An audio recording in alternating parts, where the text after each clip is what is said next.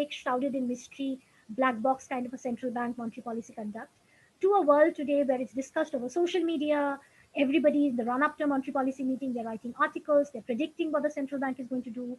Then there's a lot of analysis of what the central bank is going to say. And that is exactly as it should be, because that's essentially serving two objectives. One is it's informing the public opinion and as we go along, and it is also putting a lot of pressure of accountability on the central bank, that you are responsible. It's your duty to communicate to the public what is it that you're thinking, what is your future policy stance, are you sticking to what you're saying, and that accountability is very important for something like inflation targeting. So I think it's been a very welcome transition, but yes, it's taken a few decades to reach here for sure. Super interesting. Uh, I mean, as you mentioned about Bank of England and Bank of New Zealand, I mean, just for the audience, I mean, they also use pictures to explain their monetary policy statements, and there is some analysis ongoing which suggests that people are understanding these statements much more. And there's a very innovative Central Bank of Jamaica, which uses reggae music to explain its inflation targeting. So in case people want to enjoy both what central banks do and some reggae music, you can go to Central Bank of Jamaica's website. It's led to some very interesting. So yes, these are all ongoing developments pioneered by Reserve Bank of New Zealand and England, who apart from playing some very interesting cricket, also have some very interesting things on central banking. So let's, as you were saying, let's switch to RBI now. That's so RBI has two types of communications. One is its famous RBI Kehta Hai campaign for financial literacy. Second is again a sort of RBI Kehta Hai with financial markets and media over monetary policy. Given the context and given the importance, we stick to RBI Kehta Hai for financial markets and monetary policy, and there is a lot to understand.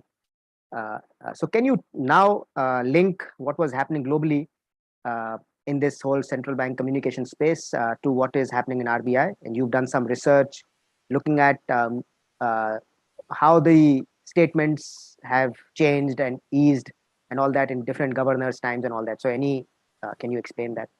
Absolutely. Thanks, Amol, for that. So, although one thing I wanted to mention that, the whole reggae music and all of that, I think one of the reasons why central banks have been experimenting with different modes of communication is also because there is no consensus yet about what is an optimal communication strategy of a central bank, right? It's still an evolving field. And in fact, as we speak, there's a lot of research being done in different central banks themselves. For example, Bank of Canada, Bank of England have set up separate departments on communication, all equipped with advanced PhD students, to figure out how can you use machine learning, AI, etc. So it's a whole lot of advanced field going on to even understand how do you optimize central bank communication strategy, right? So while there are different central banks following the same objective of, let's say, inflation targeting, but the methods of communication used by the central banks differ across a wide range, as you've just described. And that's primarily because there is still no consensus about what is an optimal level of transparency, what is an optimal communication strategy. There's no best practice, so to speak, when it comes to central bank communication. So I think, and also the world is a constantly evolving place. So that's going to take quite some time to figure out what is there at all an equilibrium in terms of communication strategy. Now, having said that, when we come to RBI, which is of course most interesting for us, while the world was going through this very interesting transition from opacity of central bank communication to a greater transparency, what was happening in RBI was that we were at a very different level of our own transition, because our own monetary policy framework itself was undergoing a transition, right? So from roughly 1998 to 2014, we were in this multiple indicator approach where the RBI would look at a whole host of price and quantity variables in order to decide what the policy interest rate was going to be. And even the policy interest rate was not particularly fixed. It could be the bank rate, it could be repo rate, it could be CRR. So even the instruments, there were many. It was looking at all kinds of variables, current account deficit, fiscal deficit, monsoons, everything, in order to figure out what is inflation and growth forecast and what the monetary policy is going to be. So it was not as well defined, not as streamlined as it was by that time in the rest of the world. However, to the credit of RBI, it would release regular communication even during the multiple indicator approach years, right? So on regular basis, there would be publication of monetary policy statement on the RBI website, a lot of publication of press releases, circulars. So there was no dearth of communication coming in from the RBI. And mind you, by this time we're already in the 2000s. So world over, they've already moved towards a more transparent and open communication strategy.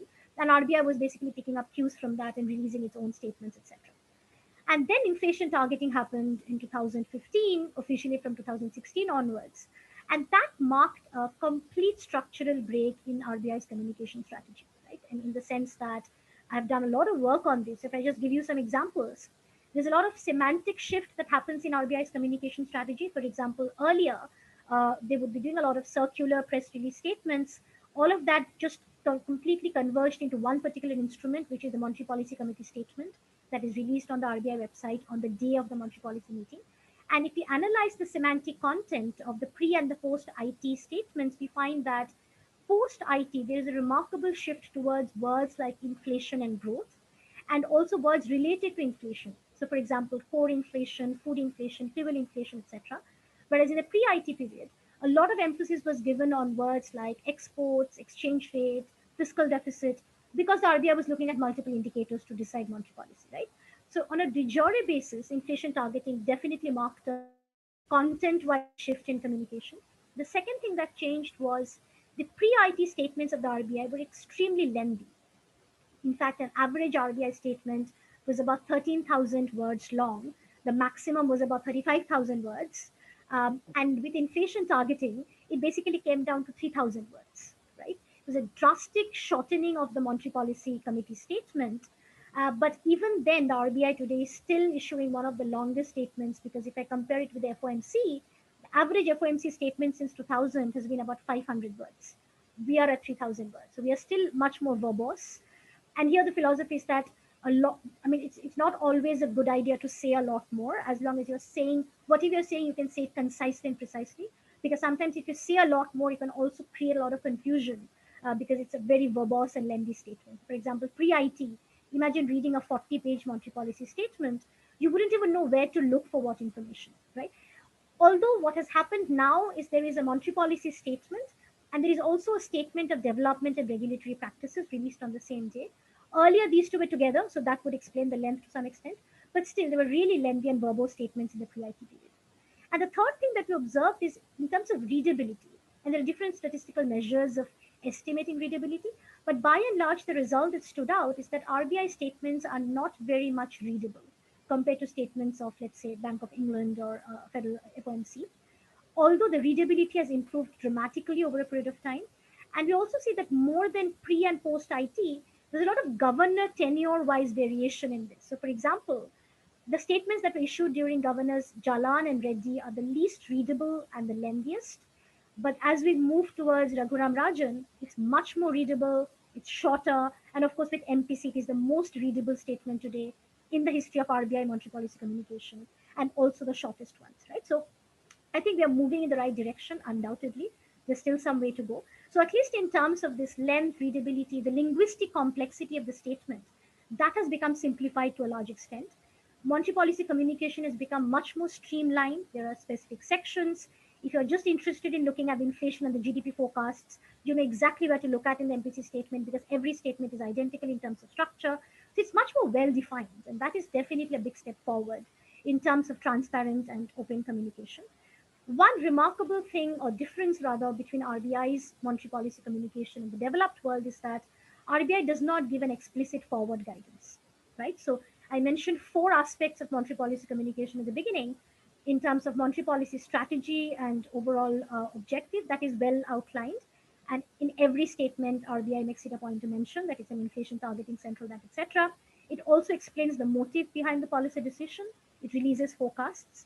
But the last thing, the forward guidance, is not something that the RBI does, unlike the FOMC or the Bank of England, for example.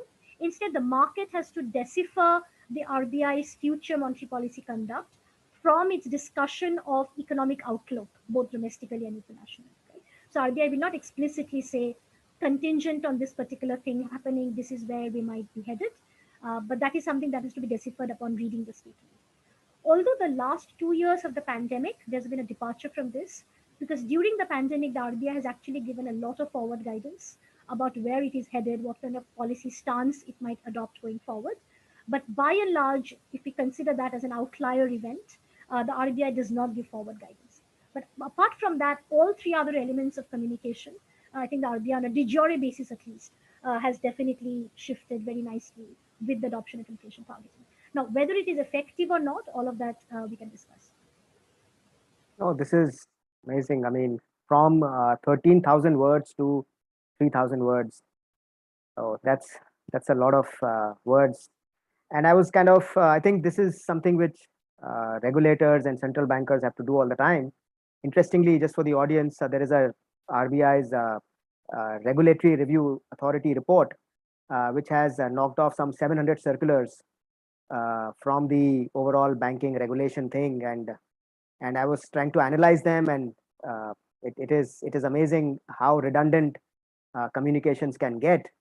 So to uh, subtract something like about 10,000 words from typical monetary policy statements, I think it is quite maybe people who are not from economics sort of background might not appreciate it. Those of us who have to read through these statements, I think a shorter and a leaner statement always helps. Coming back to where you left, so how do we judge the effectiveness of RBS communications? Is it effective? We have you also spoken about how there is a global environment. There's a whole global intellectual discussion on how do you improve central bank communications. So, what can RBI learn as per your research from these global conversations happening? And in the sort of, we also, at the end, say that how does RBI ensure that jab RBI kehta hai, we understand? I mean, how do we make sure that this is happening? So any thoughts on that? This actually, I think, is the most important question, so to speak, because so let's understand what do we mean by an effective communication by central bank as regards monetary policy, right? So, there, as I said at the beginning, there are two elements to it. One is creating news, and one is reducing noise. And an effective communication is something that is it increasing the effectiveness of monetary policy by creating genuine news, which is basically by moving the market interest rates in the desirable manner, and is it able to reduce noise, meaning that is it able to reduce the uncertainty and the volatility in the financial markets. And the idea being is that if the communication is able to steer market expectations successfully, then asset prices will move, and the monetary policy action itself will become much more predictable, right? Now, the limited amount of research that we have done on this field, it shows that indeed, at least with the shift to inflation targeting particularly, market is increasingly paying a lot of attention to what, I mean, not with the shift to inflation targeting, but over a period of time, markets in India pay a lot of importance to what the RBI has been saying, not only to what the RBI has been doing in terms of the policy repo rate. So definitely communication is given a lot of importance to. To be more specific, we find that long-term interest rates, for example, 10-year bond yields, respond substantially and significantly to RBI's communication about future policy rates or the future path of monetary policy, much more than to the actual action of repo rate change. And also, there is a lot of governor tenure-wise variation there itself. So, for example, during Raghuram Rajan's tenure, we find the market was paying a lot of attention to what the RBI was saying, and the bond deals were responding only to that. Whereas during the NPC, during the IT period, inflation targeting period, the market seems to attach a little bit more importance to what the RBI is doing in terms of the policy rate as opposed to what the RBI is saying. So there is definitely this, and early in the pre-IT period, there was not much importance given to communication, perhaps also because communication was very lengthy and not very readable and not easily decipherable. So we definitely see that with time, there's a lot of importance given to RBI's monetary policy communication by the market, by the financial markets. The bond market definitely reacts to it. Even the stock market reacts to both the words of the RBI and the actions of the RBI. So that extent, I think communication is being effective. At least it's moving the markets in a way that it should. Um, However, the most important point in this regard, though, is we have to take a step back and understand what is monetary policy in an inflation targeting regime. And the reason I'm saying inflation targeting is because that's where we are today. And for an inflation targeting central bank, it is very important to have basically a theory of the world. You have your own models. You want to figure out that if a certain CPI inflation number comes out, what is my reaction going to be to that particular number?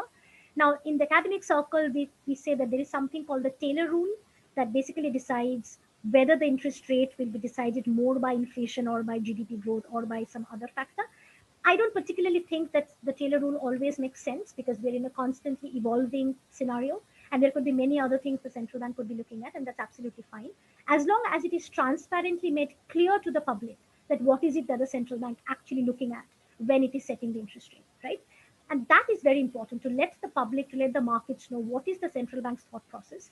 I'm not saying the central bank needs to communicate to the public what its future policy action is going to be, because that is not possible, because we don't know what the future data is going to look like. But as long as the behavior of the central bank contingent on the release of data should be predictable.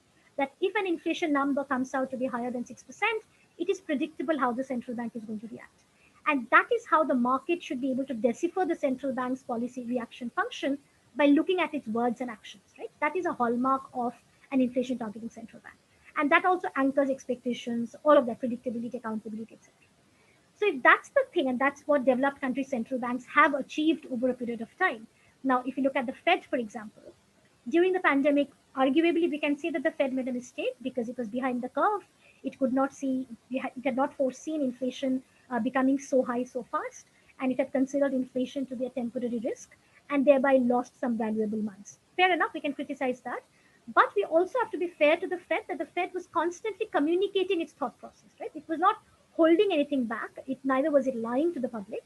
There was a constant communication between the Fed and the public that this is what the Fed is thinking. And now, based on that, we can always criticize that the Fed's theory of the world was wrong. Now, that's a different debate altogether. But at least we know what the Fed's theory of the world was. And if that's how inflation targeting or that's how monetary policy conduct should be, let's take a step back and see what's happening in India, what's been happening in India over the last 2 years.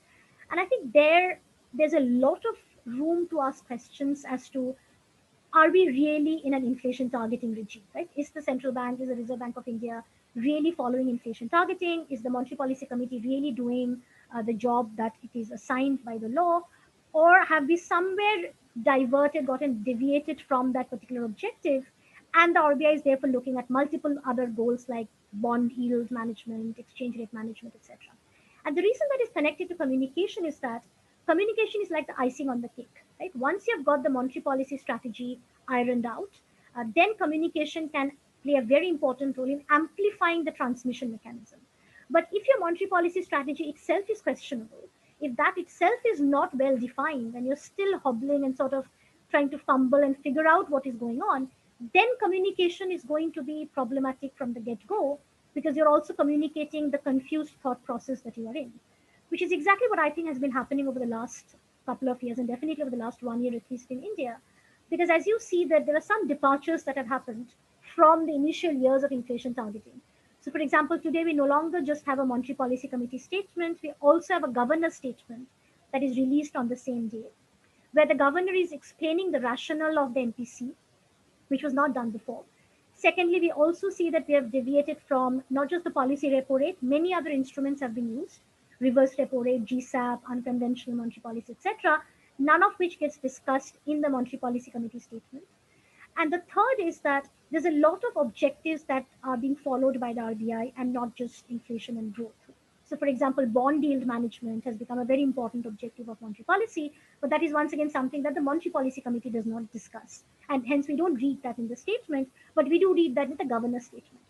So, this kind of a sort of a mixed signaling that goes out through two statements on multiple objectives and multiple instruments, that definitely takes away from the credibility of inflation targeting and the entire predictability, reducing noise, creating news, all of the objectives that I was talking about earlier. So I think therefore we need to now question that, is the RBI really even doing inflation targeting? And therefore, if it is not doing inflation targeting, then what kind of communication can we expect from the RBI?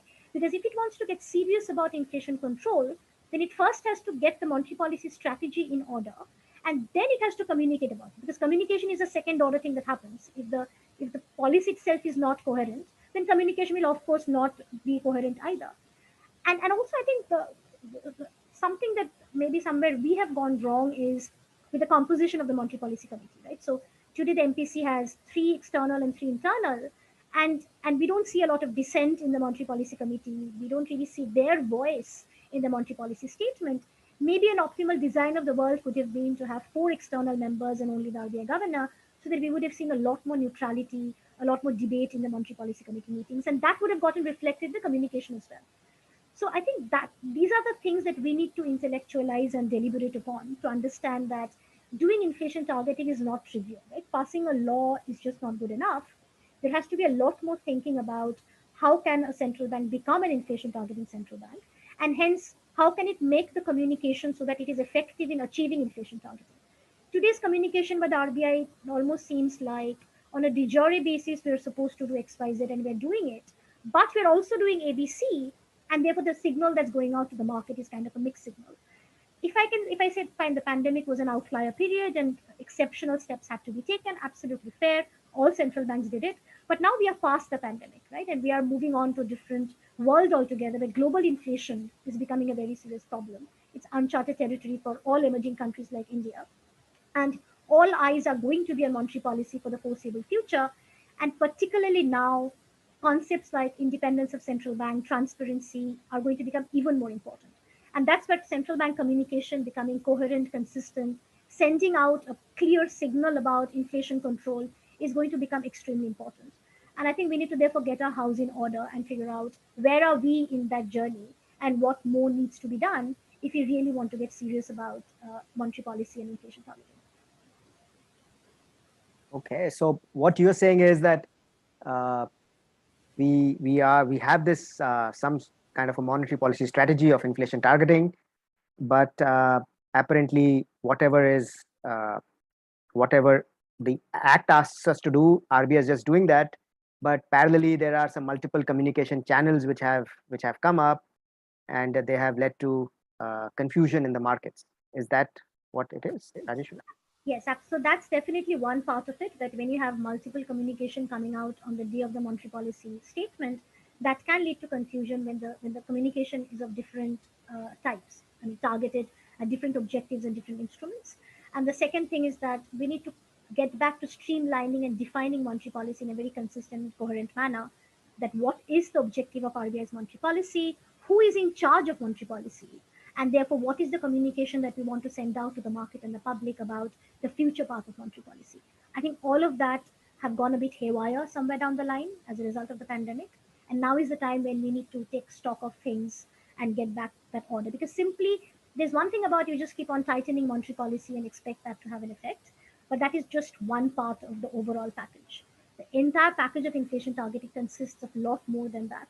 There is a particular role of the MPC, there is a role of a communication, there's a role of RBI, there's a role of inflation forecast, GDP forecast. All of that have gotten hampered, and I think a lot of stock now needs to be taken how to get that back in order. Okay. So if one is to pick up one central bank, let's say, or a couple of central banks from which Reserve Bank would learn, any thoughts on that? Do we, or because RBI is very different institution and India is very different, we need to. So, for instance, you mentioned European Central Bank, and European Bank has, since it's a monetary union of multiple countries, they issue monetary policy statements in different languages. So do you think we could have a similar strategy in India, or has there been any discussion on this? I don't think there's been a lot of discussion on this. I remember there was a lot of discussion when inflation targeting was being introduced, and there was a lot of lessons being taken from other countries, and as it should have been. But now I don't think there's one particular central bank that RBI can learn from, as opposed to saying that taking the best practices from a bunch of developed country central banks. Because what they have managed to achieve over a period of the last couple of decades is a lot of transparency and disciplining in monetary policy communication and a lot of consistency. And mind you, they have struggled as well with quantitative easing and pandemic. It's not like they have it all figured out, and that's why I said even communication there is an evolving phenomenon. But to the extent that they have reached the frontiers of communication in terms of plain vanilla inflation targeting, how to do that, and how do you communicate to the market about that, I think there's definitely a lot we can learn from the Federal Reserve, from the Bank of England, from Bank of Canada, from the ECB, because for example, the Bank of England, when they do unconventional monetary policy like the QE, it is a part of the Monetary Policy Committee's decision, right? It is not just something that the Bank of England governor would just decide. It is something that the MPC sit and decide, because ultimately, end of the day, that is monetary policy as well. Whereas what we did in India was that when it came to the conventional monetary policy, which is the repo rate, we went to the MPC. But for the longest of time in pandemic, when we were doing unconventional monetary policy, we did not involve the MPC. And I think that was a mistake. I think the MPC should have been involved in discussions of the UNP as well, and the communication should have gone out as one coherent committee that this is what we decide.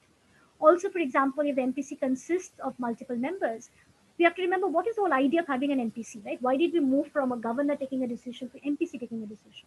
Is that we wanted diversity of opinions, we wanted dissent, we wanted variety, and therefore I think it makes sense if the MPC members come out with their own views and own forecast and own opinions about the outlook of the world, instead of everything getting condensed into an RBI's outlook of the world and RBI's forecast of inflation and GDP, which drowns out the voices of the different MPC members and sort of defeats the purpose of having multiple members in the committee. And these are things which other developed country central banks are doing, have been doing for a long time. So these are definitely things that we can pick up and not very difficult to implement. It also increases the credibility of inflation targeting. It makes inflation targeting a much more accountable framework. So these are definitely things that we can learn from other countries. And once we basically we have to first decide, Amol, as I was saying, that are we serious about inflation targeting? I think that is a decision that it's not just the RBI, but the government, everybody together has to take.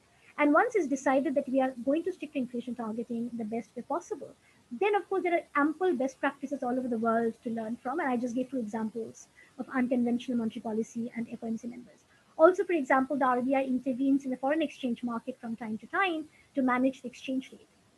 Now, this is definitely a monetary policy phenomenon because, as we all understand, as the moment you're intervening in the foreign exchange market, you are impacting the monetary base, the money supply, which immediately has a repercussion for monetary policy, inflation, etc.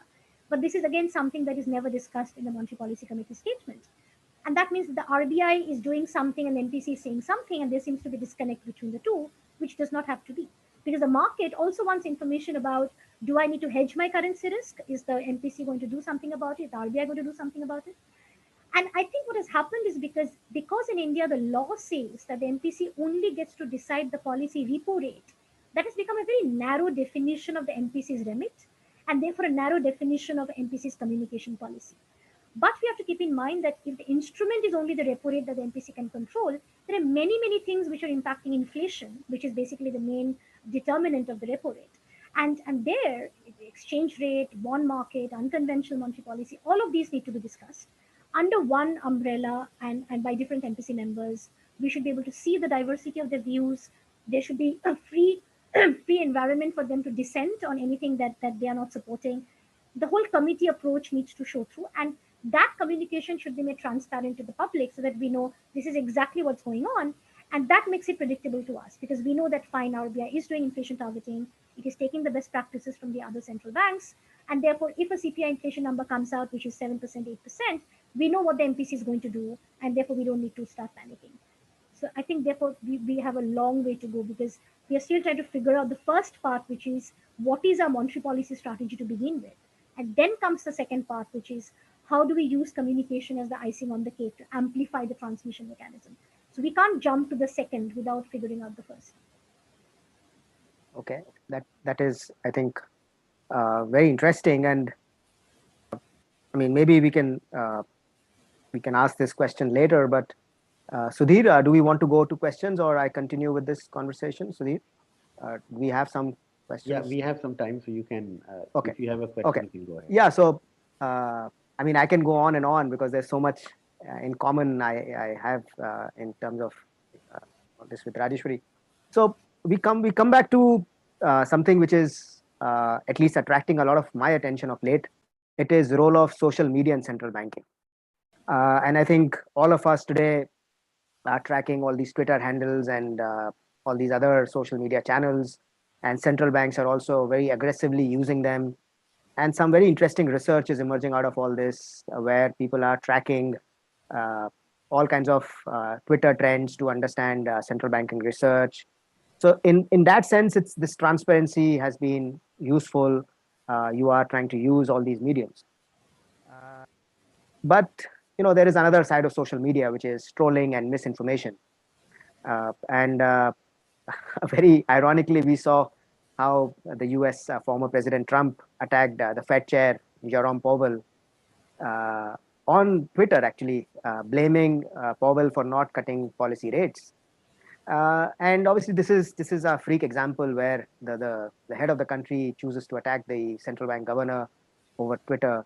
But that also tells us how social media can be used in these ways, where suddenly somebody can just get up and start targeting a particular central bank for doing whatever it is. So you spoke a lot about transparency, and we also spoke about all these new channels central banks are exploring. Now, let me just play the devil's advocate here, where I'm just trying to say that, okay, how do central banks in this era of information being available on these social media channels and all that, how do central banks balance this transparency versus misinformation problem? That's a very good question, Amol, and this is something that I think a lot about, and I'm sure a lot of people in the research community who are interested in these issues also think about. I think one way to look at it is, and this is something that I think applies to all of us in our daily lives too, which is that more talk is not always better, right? A central bank is not always better off by talking a lot more. Poorly designed, poorly executed communication can actually do more harm than good. So it's one thing to say that communication is important. It's another thing to keep in mind that if you do the communication in badly, in a poorly executed manner, it can actually backfire. And then you're almost better off not doing that communication at all. And that exactly applies to the example that you cited about President Trump calling out the Fed chair on openly on social media, and that created a lot of furor. And I think so that was done in not in good spirit, and I guess that's only one person who can do that, and hopefully that will not get repeated again. That's an outlier event. But having said that, in the world of social media and 24-hour news channel, there is always the risk of overinterpretation. There is always the risk of different pitfalls and problems of excessive communication. There is always a risk of sending out mixed messages to the public, especially if different members of the central bank are communicating on social media and sending out different signals. And these are definitely problems of 24-hour news cycle, digital world that we have to live with. And I think there it is extremely important to keep in mind a few things. One is that transparency of the central bank is more important now than ever before. As I said, with monetary policy and inflation becoming so high, and monetary policy being the only tool pretty much available to control inflation, governments all over the world need to give that amount of independence and autonomy to the central banks to do what they think they should be doing. Right? Because end of the day, it is the central bank that has access to the information, the techniques, the tools, the forecasting models, etc., that is required to figure out what kind of monetary policy should be designed to tackle inflation and growth. And therefore, they should have the required amount of autonomy and independence to take the decision without constantly being called out for it or pressurized for it.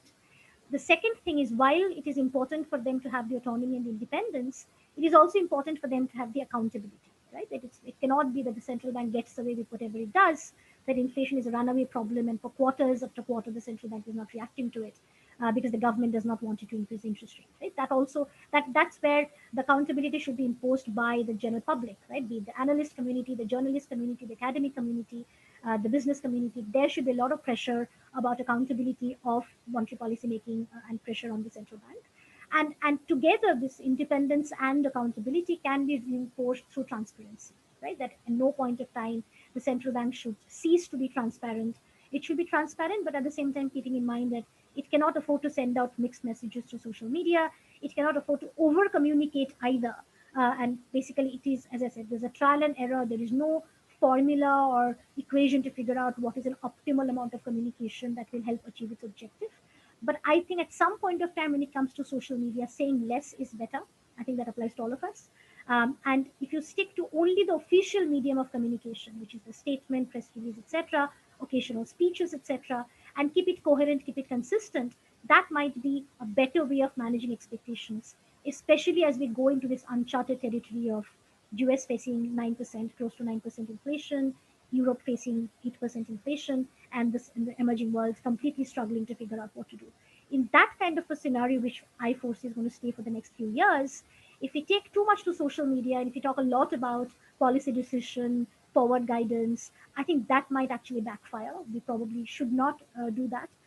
We should just stick to the official medium and keep in mind that, as I said, excessive communication can be as bad as no communication at all.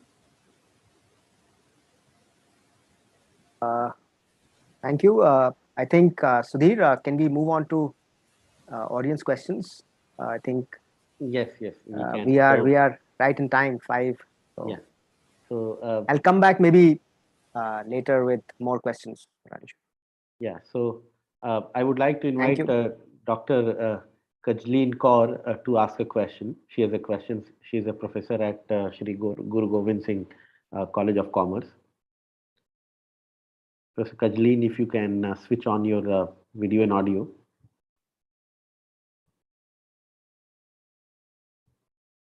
Am I audible? Yes, yes, you are. Thank you so much. Yeah, hello everyone. It is a completely enthralling session that I've attended. I would like to thank everyone to give me this opportunity to appear here and ask the question directly. And first of all, I would like to congratulate the organizers for conducting such a thought-over and topical webinar. And as I said, it's been an enthralling session, and Professor Sen Gupta has comprehensively covered every small and big aspect of monetary policy, I think. And I'm glad I'm attending this session. And already introduction has been given. I belong to University of Delhi. I'm teaching in one of the colleges here. Ma'am, I am interested, although more so you have answered the question, do you think that it was ever wise enough on the part of the monetary policy to follow inflation targeting exclusively? Because inflation targeting in our framework has been a result of what? It has been a result of high inflation due to global financial crisis. Only post that we thought of following or chasing inflation in order to rest the situation, because the CPI was that somewhere around 12% or something during that era. In a country where we have high unemployment rates and the growth rate is again a question, do you think it was ever wise enough? And even after formally announcing that they are going to be following inflation targeting, we know a lot of drama which has been happening in change of the governors and everything. And ultimately, we do not really see inflation targeting being followed. So do you recommend anything or suggest anything like a sustainable monetary policy target? I have also put a question in the chat box where I say that multiple indicator approach for our country, and for that sake, I think any developing country would be a better target as compared to simply chasing inflation in order to rest upon a few maybe expectations of the people or of the business market. This is one, and I have another question to pose. That yesterday only we heard that the RBI governor said that chasing a 6% target, inflation target, would have been dangerous for us. And then he has also raised the level of the STFs. So does that mean that we are parting away from use of reverse repo and we are using more of STFs? So that's all, and thank you. And without any ado, I would definitely like to invite you to my college in the coming session. I wouldn't like to miss that opportunity. Thank you so much. Thank you so much. I'm really glad that you're enjoying the session, and both the questions are very interesting and thought-provoking, undoubtedly. So let me take those one by one. The first question, of course, this has been the question in a lot of people's minds as we have gone through the last few years to understand, was it really worth adopting inflation targeting? Now, let me just take a step back and look at what was happening in the pre-inflation targeting era when we had multiple indicator approach. What was happening then was that because the RBI was not given a specific target, either for inflation or for growth, in fact, it was not given any specific variable to look at per se. There was a implicit understanding that the RBI, being the central bank, would be looking at inflation, growth, and financial sector stability. But because there was the quantitative numerical target that was assigned to it, to its monetary policy conduct, at any given point of time, the RBI could look at any other objective and ignore inflation and ignore even growth because it was not held accountable for anything. One of the most important elements of inflation targeting or any kind of targeting which comes with a numerical target basically is the concept of accountability, right? How do you hold an institution accountable unless you know what is it that it is supposed to achieve and you can't even quantify that objective, right? If you can't quantify the objective and the goal, you can't hold that institution accountable for not achieving it. And if you can't hold the institution accountable, then you just have to bear the consequences of macroeconomic uncertainty because nobody is telling the RBI to follow a particular target, which is pretty much what happened from, let's say, 2004 to 2014. There was a first 2004 2008 period when, for example, we were getting a lot of capital inflows. The exchange rate was appreciating very severely. That time, because we had a high current account deficit, this was not favorable, it was not considered favorable by the government. And the RBI was under a lot of pressure to intervene in the foreign exchange market to defend the rupee. So it tried to prevent the appreciation of the rupee. And the way it would do that, it's basically it would buy a lot of dollars and sell rupees.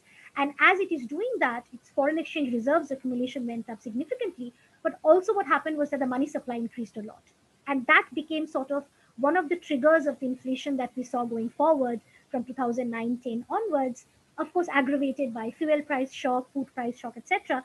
But during those 4 years, I remember that there was no accountability of the RBI to either look at inflation or growth. So if the RBI was exclusively doing exchange rate management, nobody could really ask questions for it because it was absolutely fine in a multiple indicator approach. Now, lo and behold, when the global financial crisis happened and the WPI inflation became double digits, CPI inflation went up to 15%, even then the RBI did not react to it. It was still doing monetary policy stimulus, in fact, because the global financial crisis had just hit the world.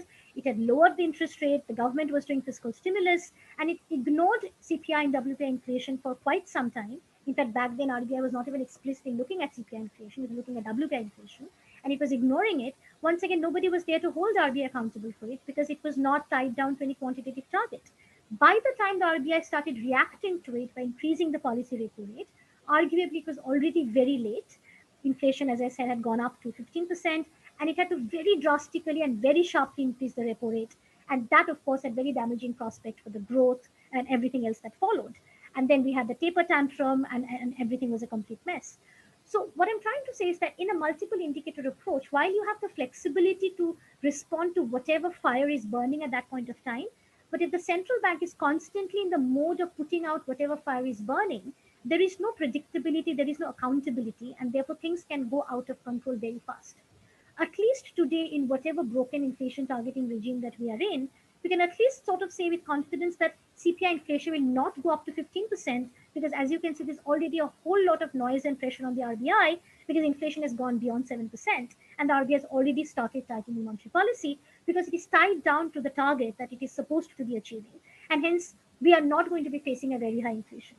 And we have to remember that inflation is the worst tax on the economy. In fact, it hurts the poor people the most. So with a CPI inflation of 15%, you're looking at a significantly damaged economy, so to speak. And the central bank is the only one which pretty much has the kind of tool to control inflation. So tying its hand down and imposing the restriction and accountability on it can sometimes be very effective when you're faced with these kind of shocks. Now, mind you, in India, we actually do not follow strict inflation targeting. We have a very, very flexible inflation targeting regime. In fact, it is the second widest inflation targeting band in the world, the widest being in Turkey. Ours is the second widest. We have a from 4% target, 6% above, 2% below. So it's a really wide inflation targeting band, which gives a lot of room to maneuver to the RBI in case there is an oil price shock, in case there is a GDP growth shock. So it is not that it is ignoring unemployment, it is ignoring GDP growth. In fact, throughout the pandemic, the RBI was actually putting the entire focus on GDP growth, so to speak. So it does have a lot of flexibility and room within that band to maneuver. But if you don't even have that band, if you don't even have the target, then we are back to where we would be in the 2004 to 14 era, which is at any point of time, it is anybody's guess what is it that the RBI is looking at. It does not help to anchor expectations. It does not hold the RBI accountable. And that leads to a lot of macroeconomic uncertainty.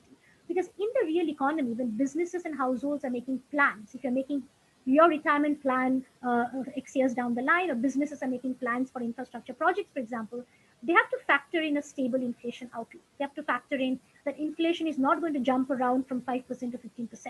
Because if that's the uncertain macro environment that they are forced to operate in, then that will hamper investment, that will hamper households' decision making. And that immediately has an impact on growth and long term prospects as well.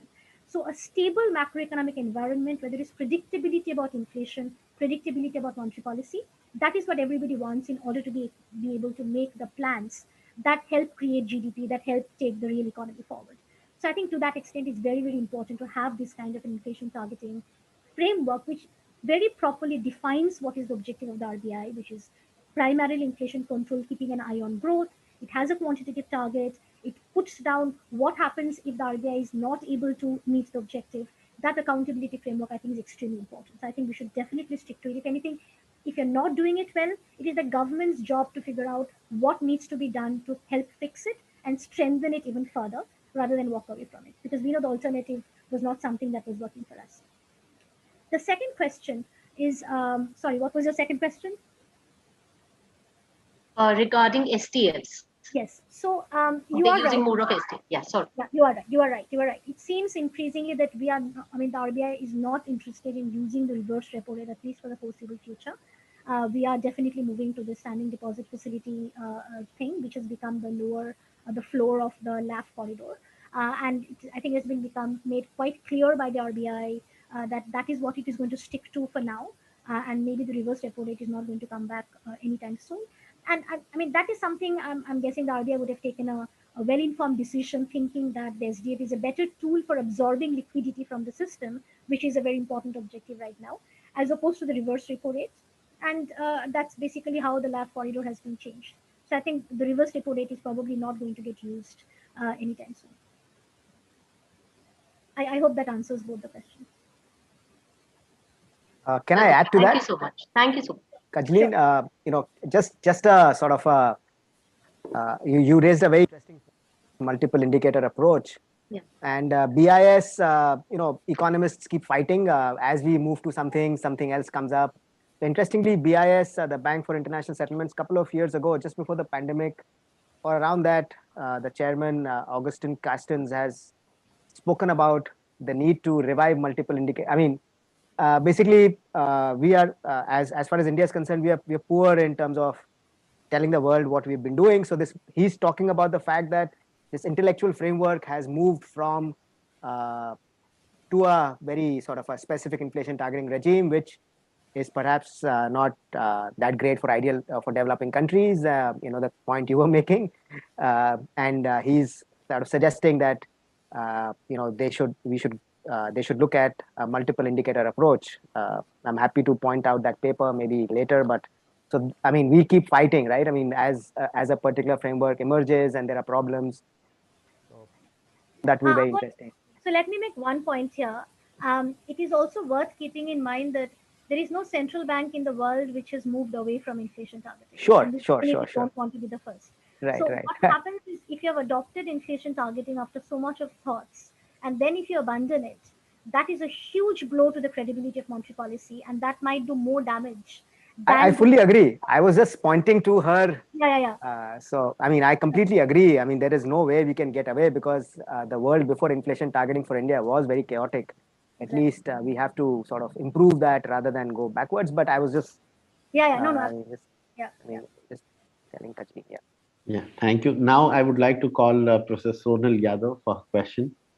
Uh, yes, thank you. Thank you. Thank you, Professor Sengupta and Professor Amol, for that very interesting, engaging, and informative talk. So, my question is about the current inflation. And if you look at the current inflation, it is more a supply side problem than demand side. So, whether this change in policy rate would help in controlling inflation, or government must take some action to control it. And secondly, because inflation is now increasing at a very fast rate, is it possible that MPC would change the its target from like 4% to 4.5 or something? So the first, yeah, thank you so much for your questions.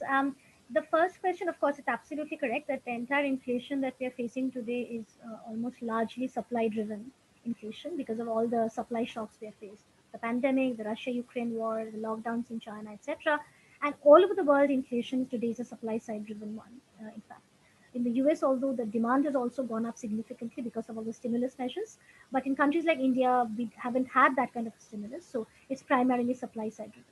Now, what happens when you have a supply side driven inflation is that if you, in that environment, let's say if supply is weak, if you start, if you keep monetary policy in an accommodative stance, if you maintain an easy monetary policy, if you keep interest rates loose for a very long period of time, and if you flood the system with a lot of liquidity, that kind of an easy monetary policy in a supply constrained environment actually starts boosting demand. And the last thing that you would want to do is to boost demand when the supply is weak, because that will most definitely aggravate the inflation even more, right? So the thing that monetary policy can do is to keep demand weak so that the gap between demand and the supply remains as small as possible so that inflation doesn't go out of control. So when RBI was not reacting to inflation throughout December to May, and it was keeping monetary policy easy, the The problem with that was that you are already in an environment where supply constraints are entrenched. Inflation, WPI inflation is at a 3-decade high, it's 15% and more, which means that is just going to pass through CPI inflation just with a lag of a few quarters. So you can see that there is inflation building up in the pipeline. In that environment, if you maintain an easy monetary policy, and if you don't give any signal about tightening of monetary policy, then demand is going to start increasing. And then inflation is definitely going to go out of control because you've just added fuel to the fire, right? So while RBI may not have direct tools to control supply side inflation, it also should not encourage demand in an environment when supply is constrained. Now, having said that, what can the government do to improve supply? Unfortunately, when this kind of a situation happens, the supply side inflation may not always be very easy to tackle world over. But in emerging countries like India, the government always has this knee jerk reaction of imposing bans and controls and thinking that that is going to improve supply. And that is absolutely a wrong way of thinking because no amount of export ban, no amount of caps and controls, no amount of changing of excise duties is really going to solve the supply side problem, which is coming from world over. It's just something that you have to sort of pass through and make sure your monetary policy is not adding more fuel to the fire by aggravating the demand situation. But if the government starts to stepping in by doing this kind of a bans on exports, by doing all the steps that it has been taking over the last 2-3 months, that's actually even more damaging because the cost to the economy of these measures can be higher than the cost of inflation, in fact. Because at this point of time, when we need to be exporting a lot more, that is pretty much our only source of growth right now because investment is not happening. If we are sending a signal to the rest of the world that we are banning wheat exports, we are banning sugar exports, that is exactly the wrong signal that we're sending to the trading community, to our trading partners, that we are suddenly no longer a predictable trading partner to have because we can impose any bans and any controls at our whim and fancy in order to protect our domestic supply, which means our trading partners are going to be very wary next time if they want to do trade contracts. And for the private entities who are in the export business, this is extremely damaging because this introduces a kind of unpredictability which they cannot do business with. So I think the government's reaction in terms of imposing bans and controls and thinking that this would help improve supply side is not in the right place. If it wants to improve supply side measures, there are many other things it can do with investment, with actually removing a lot of bottlenecks on investment, removing bottlenecks on business, removing a lot of regulatory hassles, removing legal hurdles, removing taxation hurdles. There is a plethora of things the government can actually do to make the supply side smooth. I mean, the reforms list is as long as anything, but what it's doing is quick fixes and knee-jerk reactions, which is not really going to help the situation. I think it's just going to aggravate the problem even more. And you had a second question as well, right? Yeah. That was That's about whether the target for inflation would increase from 4 to 4.5. Right. So there, I think what I would worry about is that once you have signed up for a particular target, if at a time when inflation is increasing, if you switch from that to a higher target, that might send down the signal that you're not able to control inflation. That are sort of accepting defeat, and because you're not able to score the goal, you're shifting the goalpost further out. And that by doing that, that can affect the credibility of inflation targeting mechanism itself, because then the public and the markets will think there is no way you can even achieve this target. What's to say that you're not going to keep increasing the target going forward? So I think that is definitely something that they should refrain from.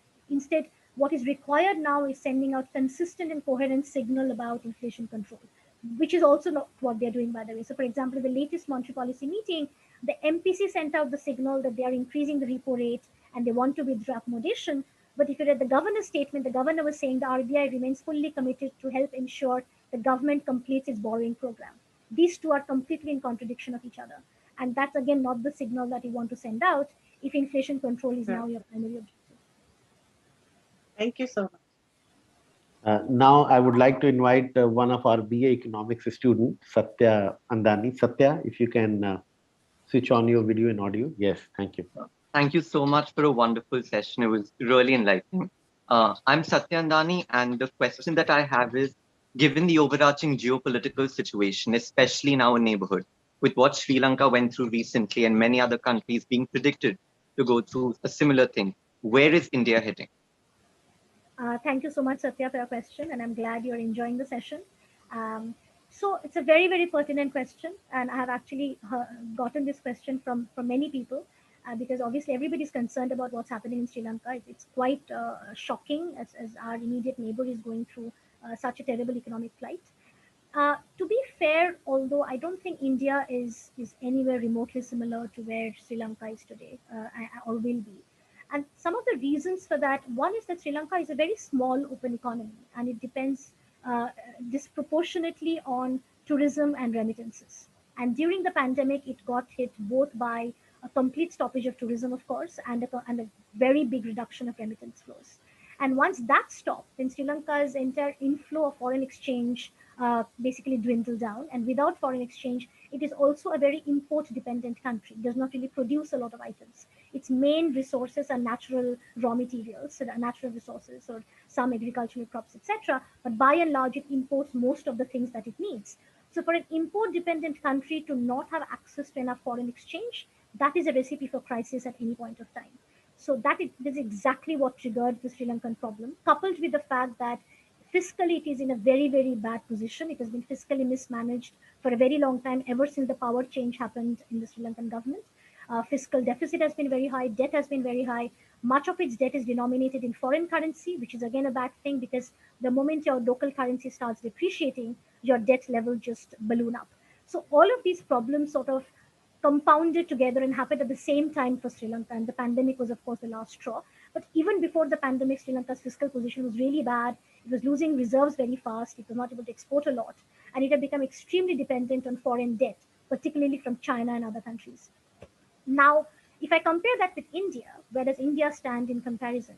First of all, India today is a large open economy. It has a relative good amount of economic might in the world. It is not as dependent on tourism and remittance, of course, far from it. It produces a lot of the items that it consumes. It is actually not as import dependent. Our main weakness is our dependence on crude oil.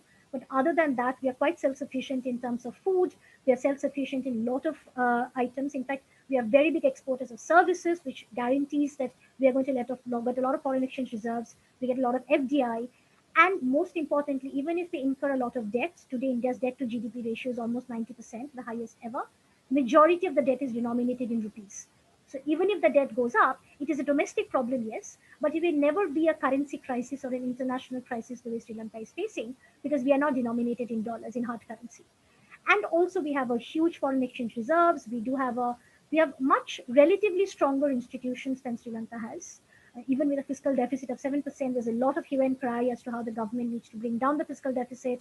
People are worried about the debt management problems. So I think there's a lot more awareness and in the academic and analyst community in India about what is a strong institution, how far we are from it, about holding the RBI and the government accountable. So I don't think we are going to be remotely close to where Sri Lanka is, simply because by definition and design, we are structurally a very different kind of an economy.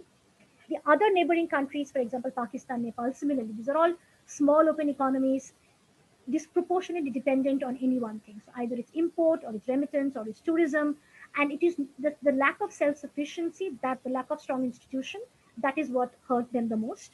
We are definitely better than that. The one neighboring country I would say is doing really well in retrospect is Bangladesh, because they have been able to latch on to the whole export bandwagon, like Vietnam, etc., which we unfortunately have not been able to.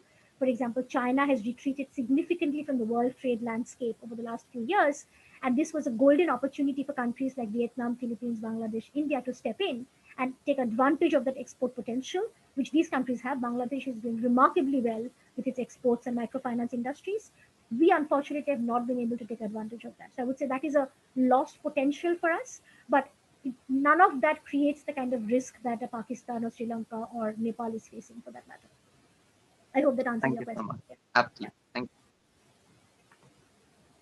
I think Maithili, we just wanted to reach out to Maithili's agreed to say a few things about this. Maithili Bhusharmat, can you can she unmute herself? I've unmuted myself. Can you? Okay. Yeah. Hi. Hi, Amol. Thank you so much. It was an interesting session, Rajeshwari, also. But I just have 4 quick remarks. I'm limiting myself only to communications, not to anything else, because it's just a wide area. So 4 quick remarks. One, communication is a two-way street. And the problem in the Indian context is the Reserve Bank of India traditionally does not take kindly to criticism. Unlike the Fed, which has admitted that it made a mistake, the RBI steadfastly refuses to. And this is something that I find very absurd, because almost every central bank has made a mistake, because hindsight is 2020 and things were so unexpected and you really couldn't predict. So I think as long as you are in a state of denial, you're unlikely to be able to take remedial action. So RBI has, unfortunately, its own way of hitting back. Unlike the Fed, where despite the strident criticism by, say, the Economist cover, which said that the Fed has failed, in India, you will not hear that kind of plain speak. Regulated entities are very, very wary of getting on the wrong side of the RBI. And the critics are not given an opportunity to question. The interviews are only with so-called friendly media, quote unquote, and no follow-up questions are ever raised. This, I think, is one major failing of the Reserve Bank of India, because it puts itself on a pedestal. And I think, just as we say in democracy, in fact, this has also been said about the Prime Minister, that he doesn't speak to media. You need to speak. You need to be willing to hear an alternative point of view and defend yourself or argue. But if you're only going to have surrounded by yes men, then I think it becomes very difficult. There's no point of talking about communication. It's just a monologue, one-way monologue. Secondly, I think communication is not limited to monetary policy. Speeches, the number of speeches by the deputy governors, if you notice, has come down dramatically from the time of, say, Subbarao, where you had number of speeches by deputy governors. Now you have hardly any speeches by the deputy governors. And this is a great way of learning about not just monetary policy, because as you said, RBI is a full-scale central bank, full-service central bank. It does much more. You need to hear the other deputy governors also. In fact, the silence can be very damaging, as in the case of the crypto, where it is broken. The silence from the Reserve Bank of India came months after the talk of crypto, and you had these crypto, currency agencies, or whatever you want to call them, doing those media campaigns, and RBI just kept silent. By the time the governor spoke, the damage had already been done. Now, silence can be very damaging when you have such a major role of defending the public interest and financial stability. So that, I think, is another aspect where RBI is really missing out on. Silence is not the answer. The third thing that I wanted to talk about is circulars. RBI issues a number of circulars, and unlike earlier, there is this positive thing. They now have master circulars where they revise the instructions and you come out with one comprehensive master circular. The problem with the master circular is that it refers to so many previous master circular. Please refer to para 3.1 instead of and, please put but. Please refer to para 4.6 of circular number so and so. Instead of therefore, you put therefrom. It is not possible for anybody to really understand unless you're looking at that very specific area. So I think it would be good if every circular of the Reserve Bank of India, master circulars, particularly said, how does this change the things as compared to what it was? Another problem is that because these circulars are read not necessarily by informed people, because it's very difficult to keep track. In fact, now banks have entire compliance departments because compliance itself has become a job. So it's very often there is misinformation. If you see in the case of the current account, the ban on the current account, for instance, there was so much misinformation. When there is misinformation in the media, which is the most powerful way of spreading information, the Reserve Bank, I think, should come out and correct misinformation. You're not giving out state secrets, damn it. You're only trying to explain what is misunderstood. But RBI keeps a stoic silence. So it's a bit like the Oracle of Delphi. That's not how it is. You talked about transparency, and yes, we're much, much better than before. But the RBI still has the attitude of, I'm in my ivory tower, don't question me. And I think any institution must be questioned, particularly an institution be set up in the larger framework of democracy, because democracy is all about dissent, not by burning buses and the kind of thing that we see as by way of dissent in India, but by people putting forth a different point of view. And you're being open to that different point of view, considering it. You may not take it up, but you need to not close your ears. So I think this is where RBI has a long, long way to go. As a former Reserve Bank of India officer not for very long, I know there is this attitude deep within every RBI official that don't question me, I'm right. And part of it, I think, comes from the fact that as a regulator, everybody has to come to you. In the case of a bank, if I'm not happy with HDFC, I can go to ICICI, I can go to State Bank of India. But unfortunately, in the case of the regulator, I have to go to the same one regulator. And I think that gives a great deal of arrogance. I'm being very blunt about it, but I really do feel that RBI needs to understand that criticism is not criticism of individuals. It is not motivated. There is no vested interest. It is just a desire to have, two-way communication. With that, I'll end, Amol. I think I've spoken more than I should, but I think it's important that we understand in India that there is a need to hear different voices and be open to different voices. Thank you, Amol. Thank you, Sudhir. Thank you, Rajeshwari. Oh, this was wonderful. It's almost like, Yuvraj Singh coming in and, winning and playing this cameo and winning the World Cup. Well, Amol, I must confess, I basically took my goose because, as you could, I suppose, understand, I have been asking for an interview for a very long time, but I have not been given an interview simply because, I mean, it is, if you have yes men all around you, and, I think it's important to be able to speak to people who disagree. That I think is very important. No, I think these are some amazing points you've made. I've also been hearing them from fellow colleagues in the media and other researchers who criticize RBI policy. So Rajeshwari, any thoughts on that? Yeah. I'm just raring to go. So Maithili, I mean, I don't know what to say. You basically took all the words out of my mouth that I didn't say or couldn't say, or have been saying in some of my articles and facing a lot of backlash as a result of that. Exactly what you described. I think RBI is sort of like Alan Greenspan time, that it takes pride in mumbling and incoherence, and it actually does not want to be very transparent and open about things that it does or that it's thinking about. And now, as a result of inflation targeting, it is forced to disclose information in some formal communication manner.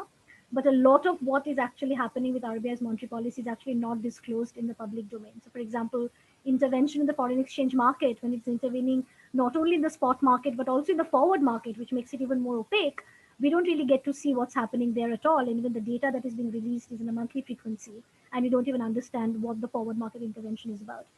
So I think in general, there is a penchant towards being more opaque and less informative and less transparent, or giving out information that can often be considered to be incoherent and inconsistent. And I've had a very similar experience with RB as well, that there's a general sense that we definitely know better about the world than any of the others, and therefore we don't feel the need and the necessity to inform the others about what we are doing. And that definitely is very damaging, because it is sort of shooting its own foot. Because if it's doing monetary policy, if it wants to do monetary policy, and if it cares about monetary policy transmission, then not communicating and not responding to criticism and then not seeing the writing on the wall is definitely more harmful for it than, and of course for others, of course for us, but then it's definitely very harmful for RBI as a central bank. I think, and it very much like the point you made about the deputy governors making speeches. So for example, I remember explicitly when Viral was the deputy governor, he was doing a lot of speeches on financial sector stability, about the NPA crisis in the banking sector. And that was remarkable, because we also got to hear about what the other members of the top management are thinking, what are their ideas, etc., not just of the governance. And all of that communication came to a complete standstill over the last few years. And all we get to hear is basically either the governor talking on the day of the monetary policy or on some other speeches and events, etc. We don't hear at all from the other members. So therefore, the opacity has definitely gone up a lot more. On the dissent, I wanted to mention, because you mentioned circulars and RBI being stoic about it. And a very limited point on the dissent is what really surprises me. If I just look at the Monetary Policy Committee itself, since the new Monetary Policy Committee was appointed, there has not been a single dissent on the policy repo rate. I mean, one member has been dissenting on the stance, but other than that, all of them have been unanimous about the policy repo rate, which I find extremely surprising given the high amount of uncertainty in the macro environment over the last couple of years. How can you not have a dissent on the policy decision, even when the pandemic is receding? And that just goes to show that maybe the Monetary Policy Committee is not really operating as a committee with diverse opinions. And maybe it's the RBI which is basically doing the main job. And when it comes to, you said about the whole the arrogance factor, in fact, RBI happens to be the only regulator that does not have an appellate authority, by the way, while it is regulating the biggest financial intermediary in the economy, the banking system. But if a particular bank is aggrieved because of a decision taken by the RBI, unlike SEBI, which has SAT, the appellate authority, RBI does not have a similar appellate authority. So the banks do not really have an appellate mechanism to go to lodge their complaint. And they have to basically go back to the RBI, which gave out the decision to begin with, which of course does not make any sense. So I think in many ways, the RBI sort of behaves differently in a more superior manner compared to other regulators. And when it comes to monetary policy, I think that just seeps in terms of the whole superiority and the lack of transparency, which has become definitely much more aggravated with the pandemic. And the last point, I think on criticism, I mean, I absolutely love that you made this point. I think they're seeing a general trend of this everywhere, that you criticize anybody, you criticize the government or the central bank or any policy action that is being taken, and you might face a lot of backlash, because that is not a very open environment that we're operating in today, unfortunately. And one can only hope there are more people like you who are speaking up and writing about it, and there are enough forums and outlets to carry that voice around. Thank you. Thank you, Rajeshwari. I also am very cognizant of the fact that you are working at IGDIR, which is a Reserve Bank of India funded institution. So hats off to you. I, of course, am a journalist and I can always say what I want. And at my age, certainly I don't need to kind of curry favors with anybody. Thank you. Thank you so much. And I think hats off to IGI also as of now, till now, that they are letting me do what I'm doing. And I hope it continues like that. Thank you. Yeah, thank you so much, Professor Sen Gupta. There are a couple of more questions by Professor Saumil and Professor Pallavi. And if you allow, then I would like, because we've already crossed our time, 5:30. I don't have any problem. Okay, so I would like to invite Professor Pallavi Vyas to ask a question. And after that, Professor Saumil Shah. So yes, Professor Pallavi can come. Yeah. Hi, this is really interesting. So quick, what about the legal implications of misinformation? That's what I don't understand.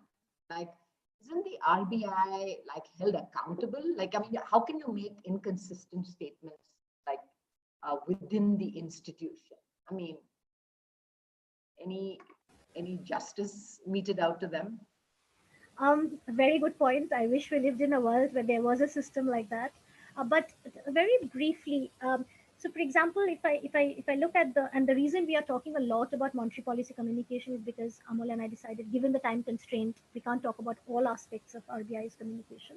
But within the limited ambit of monetary policy, what the law says, and since you brought up the legal aspect of it, what the inflation targeting law says that if the Reserve Bank of India has failed to meet the inflation target for 3 quarters in a row, then it has to write a report and send it to the parliament explaining why the target was missed, what is going to be done to remedy the situation, and how soon will the situation be remedied. Now, there was a period in 2020 when, for 3 quarters in a row, the inflation target was missed. But as we now know in hindsight, the RBI, of course, did not send the report to the parliament. And the parliament was also okay to condone the situation, citing cases of data, missing data, that because the country was in a lockdown period between March and April, May, surveys could not go out to collect CPI inflation data, etc. And hence we could not do inflation forecasting, and therefore we can ignore the period. Be that as it may, I think it's still something that should have been imposed because there was data coming in from several quarters. It's not that we did not have CPI inflation data at all. And because it was the first time since inflation targeting adoption that the target was missed and there was a legal repercussion to it, I think the government should have imposed it, if nothing just for the sake of accountability, but that was not done. We are going to see a very similar situation this year because inflation target most likely is going to be missed again for 3 quarters in a row. And it remains to be seen whether the law is now enforced and is the RBI forced to write the report, because that is a significant amount of accountability on the part of the RBI to see the report and make it public, etc. And the odd thing is, this is a regulator of the land, and the regulator gets away by violating the law in a country where all of us are being penalized for violating as simple a law as a parking light or whatever it is, right? As a red light or a parking ticket. So definitely this must have serious repercussions. And end of the day, it is, if you think of a principal agent framework, the RBI is the agent of the government. The government as the principal has to enforce the law. If the government does not enforce the law, the RBI cannot do anything about it. So I think the entire responsibility lies on the government to take RBI to the law and say it's written in the law, you're accountable for this, you have failed to do this, and you have to explain why. And if they don't do it, well, it's just we are living in a world of no rule of law and weak institutions. And unfortunately, that's probably true. So I can only hope that this year that law is at least enforced. But by and large, other than this, there isn't actually a whole lot of legal repercussions for the RBI not doing what it is supposed to do. As I said, the RBI is the only institution, the only regulator which does not have an appellate authority. So even if the regulated entities like banks and NBFCs are aggrieved by a decision taken by the RBI, they cannot go to an appellate authority to lodge a complaint. The stock market, the brokers can go to SAT in SEBI and lodge a complaint, but banks can't go to an appellate authority. So I think the RBI is sort of above law to some extent, which is what uh, gives it the kind of arrogance and the superiority that it enjoys. Thank you. And is it different in the US? Like, is the Fed more accountable than the RBI? Definitely. I think all the developed country central banks are significantly more accountable. There's a lot more pressure from the public, from the general community as well. There is whatever Maithili was mentioning, right? There is no inherent hesitation to accept criticism or anger when being criticized. For example, the Fed was criticized significantly over the last few months because it was behind the curve in tackling inflation. And it's not like the federal chair Jerome Powell was, sort of doing a backlash against the criticism, or any kind of criticism was being squashed, or dissent was being silenced. None of that happened. I mean, everybody could openly criticize the Fed, and the Fed has finally taken the correct course of action, and is doing what it's doing. So there is a much more healthy attitude towards criticism and dissent in the US and other developed countries compared to in India. Thank you. Now I would like to invite for the last question, Professor Saumil Shah.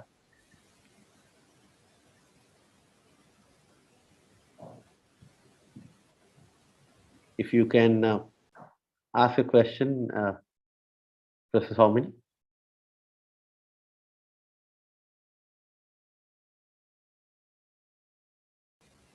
I think he has the question in the chat window. Yeah, I think his connection was not. So he has a question in the chat.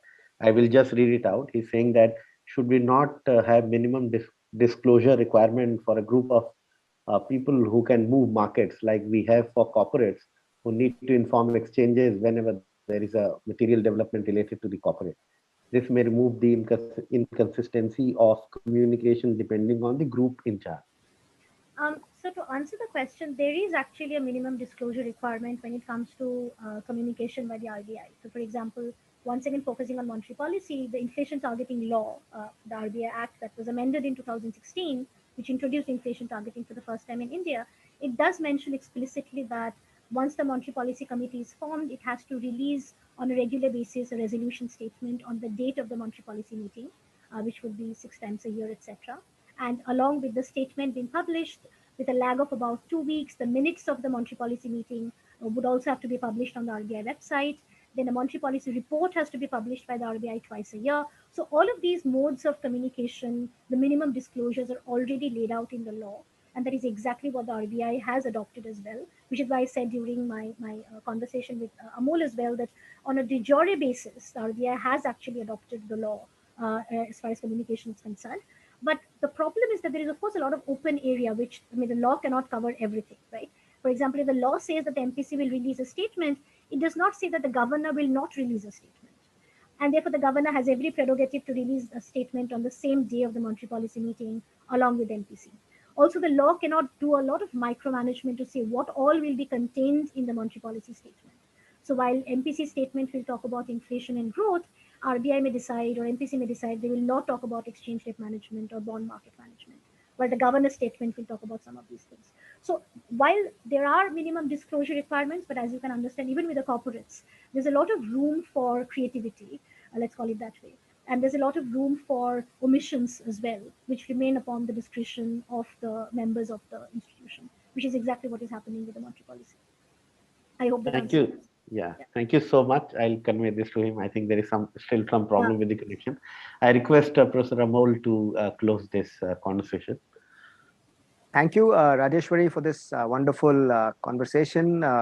And this has been thoroughly enjoyable. A lot of ideas have been generated, and I think this whole thing of central bank communications and its importance, and you obviously putting the main thing that it's the strategy first, followed by communications. I think that's a very, very important point. Having said that, the whole gamut of communications and why and how they become important was discussed, and some amazing pointers from this. I hope the students who logged in learned quite a bit from Professor Rajeshwari Sen-Gupta. I mean, she was in an amazing conversational mode today.